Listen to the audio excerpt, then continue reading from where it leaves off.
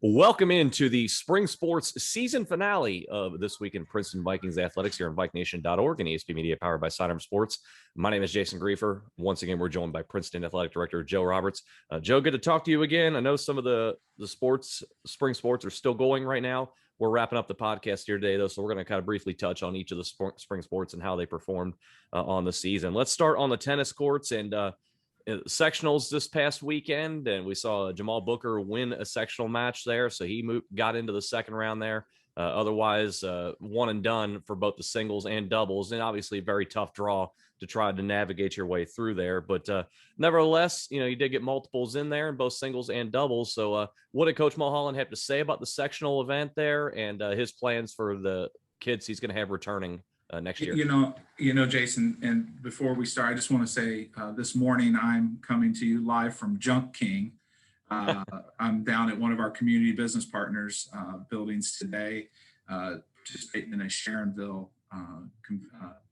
event, and it's just wanted to tell you I'm live from Junk King, and this operation is kind of impressive. This entire building was made of junk, and they repurposed and reconstructed. But so getting back onto task, but Coach Mulholland, the boys tennis team, as we've talked about all spring, has been in that building stage. We had some great senior leadership. We had a senior come out that had not played before this year and wanted to be a part of the team, and just trying to work through those foundational pieces of what we have to go through, not only to prepare ourselves for the league, but to prepare ourselves for the sectional. To grab a first round sectional win, that's a really great accomplishment, but it's not the end result that we all are looking for at the end of the day. But we have a great group, and he does an excellent job with our kids. So as he and Coach Bruning both start their off-season stuff, we're going to do a lot of summer tennis, open courts, if you will, where they'll get the kids opportunities to get out there and play and practice and just kind of prepare themselves and fine-tune their skills. And then we're going to have to reach down into that 8th grade class and find us some freshmen that really want to jump in and get involved in our tennis program. So, really proud of the way our kids represent our school and the way our kids represent our program. It's just one of those areas where we just have to keep building. Switch gears. Let's talk about track and field, as they were up in Mason for the GMC championships this past weekend. What we saw online, Mason did a very good job of hosting the entire event there. The boys finished 6th as a team overall, and the girls come out and finished 2nd behind Mason. And you talked in previous episodes how you thought the relay teams were going to be big factors as far as the team success go, and that turned out to be the case there. As you win on the girls' side, the 400, the 800, and the 1600 relay. Dexter wins the 800 on her own. Madison Rochelle wasn't done at Princeton. She wins the long jump as well. A really good day all around on both sides there. What did you think? Friday was just a beautiful day to have our conference track meet, and hats off to Scott Stemple and his crew at Mason and for what they do to host our conference championships, and just beautiful facilities and great support for our student athletes. And when I got there, I was a little bit shocked of the back and forth, if you will, because I kind of felt like on the girls' side we were going to be what we had talked about. Coach Braddock's kind of felt, we're gonna go in there and we're gonna set a lot of pace and really make our mark in preparing ourselves for this week for the districts, which is back at Mason. But then the girls just came out and they just ran, and they laid it all out there for us, and Madison doing what she did, and like you said, taking out 3 running events, but then going ahead and knocking out a championship in the long jump. Those are just great markers for us. And we keep talking about the next 4 weeks. Well, now it's the next 3 weeks. So here we go this week into districts. And so now we're really going to see where we are with things. And then on the boys side, Coach Smith kind of, he put some people back, but he put some people in some areas that they hadn't been in before and just kind of mixed his lineup a little bit. But we saw some incredible things. Breaking the GMC record in the 4x1, just an unbelievable 43.6, I believe it was. And it's just unbelievable for us. And one of the unique parts about that, Coach had shared with Mr. Burton, our superintendent, about this. Individually, the 4 kids in the 4x run 4x1 run a sub 11 in the 100. But collectively as a team, they go out and break the GMC record, running 43.6, which is all sub 11 if you take out the averages. So just what they could do as a team is just so incredible to see. And then, of course, with Lamont winning the high jump, we've got a great week in front of us in districts for both the boys and the girls. I kind of feel like we'll see the same where we are just based on sheer numbers because of who we matched into. You're looking at a potential second, third there on the girls, maybe a little higher for the boys because we're going to shuffle some kids around again. But then once we hit that region, I mean, we're really going to be at that peak level, getting us prepared for that last week, that first weekend in June when we head to the state track and field meet. And that's stride at the right time. It sounds like both sides of track and field are doing just that. Let's switch gears and let's move on to the diamond. Let's start with the softball team.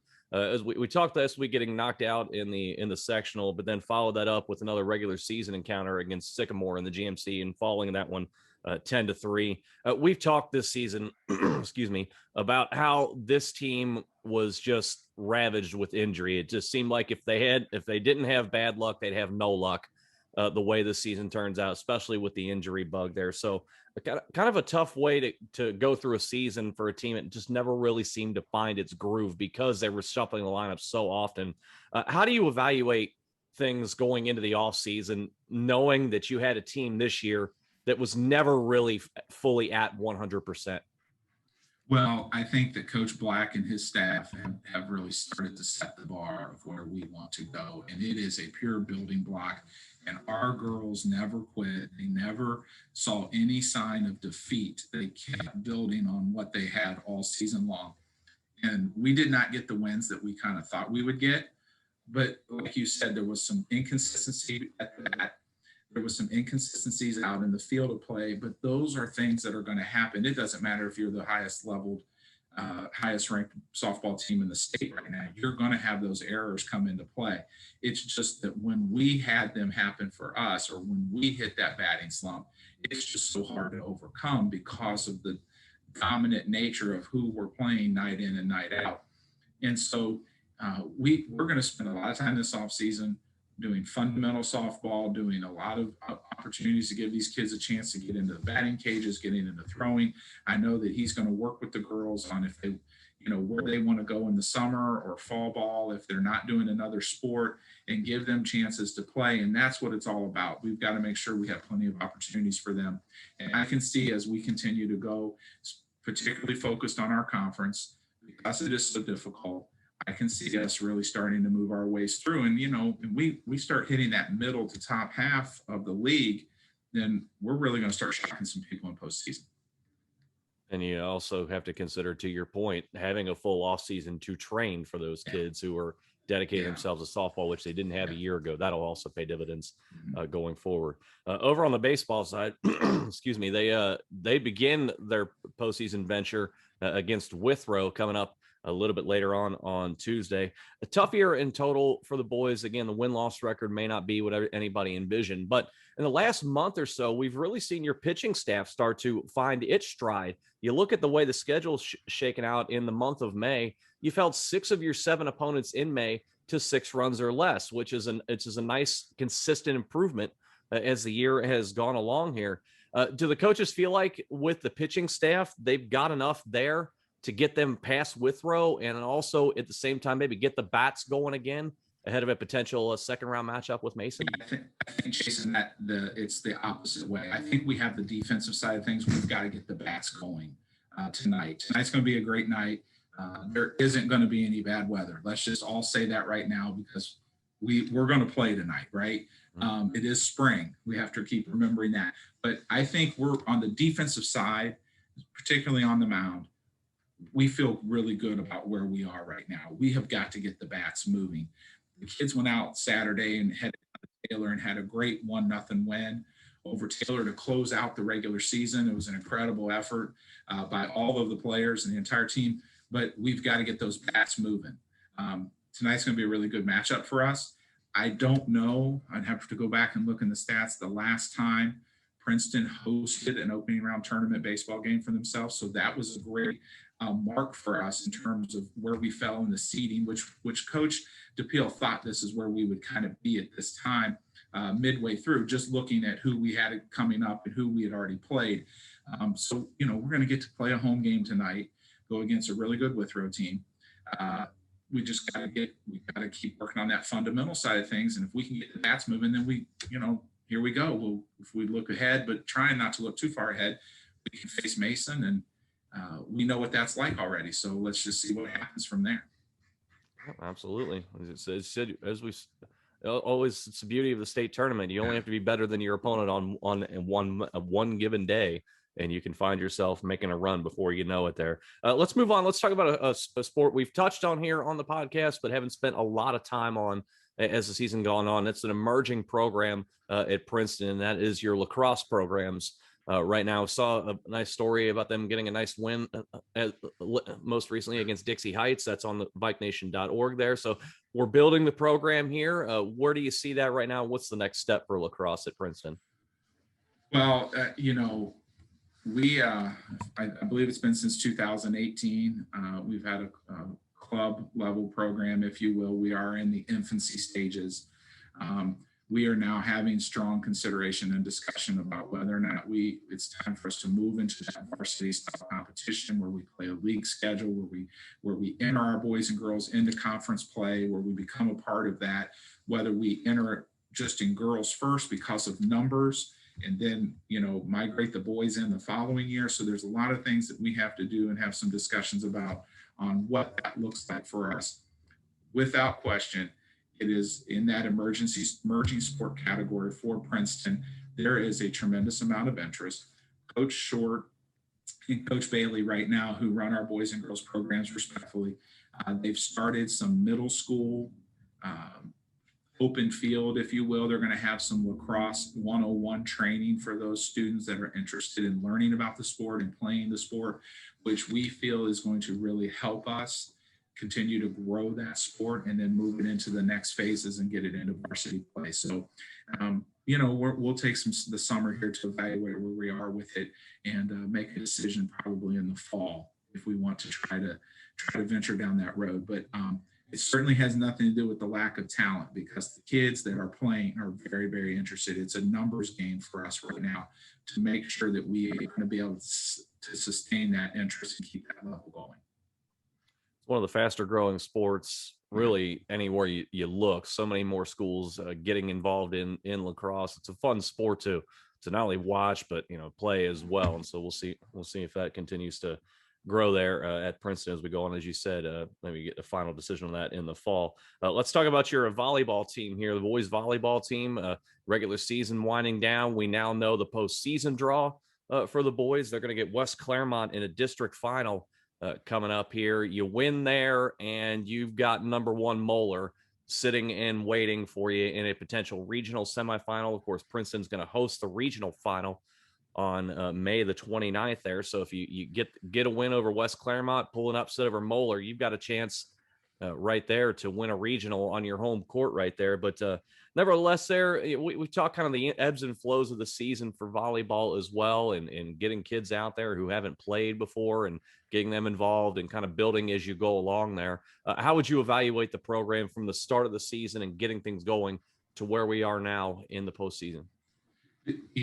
Overall, Jason, I think that the program is it's where it needs to be. It lacks the numbers and drawing that interest. And when you not giving any excuse whatsoever, but when a lot of the kids that are playing boys volleyball are doing other spring sports, which is what the idea of what we're trying to do in the first place. We want them to be actively involved, but it takes away from the consistency piece. So right now we have 6 kids that are left, and depending on how things fall out with track, we may lose 1 or 2 because they've got to get ready for the districts or even the regional track meet, depending on where that falls. But with that being said, Coach Duckworth and her coaching staff do an amazing job with the kids, keeping them engaged, giving them another resource and another outlet and another opportunity to stay involved and play something that they've not been exposed to before. And if we can just grab them at a younger level and get their attention into it and get their interest, and not just let it be something that, oh, when I'm a junior, I'll pick it up, or when I'm a senior, I'll pick it up. If we can get them at a younger age and really start making them draw some interest to it, I think we certainly can build on that. And, just looking forward to what happens next year. Again, I'll throw out last year because we're coming off of what we came off of. But really proud of the student athletes that represent Princeton on our boys volleyball program and our coaches, because they just do a great job with one another. Let's jump into the pool real quick here. And of course, Princeton hosted the regionals for both boys and girls water polo. You're also going to host the state tournament as well. So some more work to be done there for you, and also work to be done still for the boys water polo team, as they got to the regional final, lost to St. X, but still getting to the regional final. That's enough to get you into the state tournament. The girls, however, fell in the regional semifinals to the Cincy Mavericks and wound up finishing the year 12-13-2. The boys right now sitting at 28 wins on the season. So very, very strong from them there. How do you assess, the girls' finish to the season where they really struggled late, and also the boys' chances in the state tournament? Yeah, well, the girls, again, we've talked about this all year. A lot of youth there, a lot to work on, a lot to improve on. But what's so interesting about that, Jason, is there are students that have not seen water polo before, or have not been around water polo before, that all of a sudden they come to a match and they're like, hey, I'd like to try that. So that's what Coach Shell and her staff have done an amazing job with, is getting the girls actively involved and wanting to engage in the sport. So we had a really good season. And the fact is having it in the spring, and now we're going to wrap around and we're going to start again in the fall. So we've got some things to build on. I think if they can spend some time in the summer, maybe being involved in the outdoor water polo programs, or moving right into their swim season, if you will, because I know a lot of them do summer swim, and get them ready for that. That is going to be a huge benefit for us, for the student athletes that play multiple sports, whether it's, we had a couple of girls that play softball as well as water polo, and a couple of girls that play soccer. Let's get them ready for their next seasons and keep them involved and active in what they're doing. I think next fall we're going to look at a lot different, because our senior leadership laid a really good foundation for these younger girls to build on, and I really see that happening for us. On the boys' side, what can you say? I mean, it's just been an incredible spring for them. They competed, but what is it? It's like that team up north kind of thing. We don't really want to talk about that team on the west side right now when it comes to water polo. Just that loss stung on Saturday, but on the other side of it, it stung because, okay, now we saw your game, and so now let's go after it again, because we're going to see them again this coming Saturday. That's the intent, 7:00 Saturday night. Let's play for a state title against one another and see how that goes. So hats off to what we were able to do this year. Hats off to our coaches and what Coach T did on the boys program, and he and Coach Shell overseeing the operation this past weekend at the regional meet. And then again, this coming week at the state meet, along with all of our water polo parents who support us so much, and our volunteer support staff that helps make sure that we have a first-class operation going on when we host our water polo events and our swim events. Our pool is just, I'll put it out there, it's probably one of the best in the state. I mean, I put it up against anybody's right now. And just really looking forward to this weekend. We've got a tough one at 11 o'clock on Saturday morning, but, I think we'll be okay. The kids are ready. Of course, we're coming off graduation this past Sunday, so those seniors that were playing, they don't have to worry about finals. They don't have to worry, school's over for them. They can look forward to the next step and the next chapter that they're going into, and we can just concentrate on finishing out this season.